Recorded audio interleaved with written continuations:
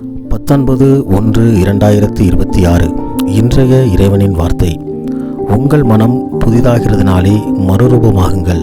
ரோமர் 12வது அதிகாரம் 2வது வசனம். இறைவனை பற்றி நாம் அறியும் பொழுது, நாம் தெரிந்து கொள்ளும் பொழுது, அப்பொழுதுதான் நாம் இந்த உலகத்திலே பிறந்த நோக்கம் என்ன என்பதை நாம் உணர முடியும். இதுவே இறைவனுடைய நியதி, இதுவே இன்றைய வசனம். அப்பொழுது நம்முடைய மனம் புதிதாக்கப்படும் பொழுது, புதிதாக்குகிறதுனாலே இறைவன் நம்மை புதிதாக்குகிறார். அப்பொழுது நாம் மறுரூபமாகுங்கள் என்று சொல்லுகிறார். மறுரூபமாக்கப்பட வேண்டும், இதையே இறைவன் விரும்புகிறார்.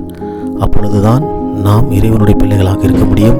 இந்த உலகத்தில் மாத்திரமல்ல, இறைவனிடத்தில் நாம் நிரந்தரமாக இருக்க முடியும் என்பதை நாம் உணர வேண்டும். இதுவே இன்றைய வேத வசனம். இந்த வசனத்தின் பிரகாரம் நாம் நடந்து இறைவனுடைய பிள்ளைகளாக மாறுவோம். இறைவன் தாமே நம் ஒவ்வொருவரையும் நிறைவாக ஆசீர்வதிப்பாராக. ஆமேன்.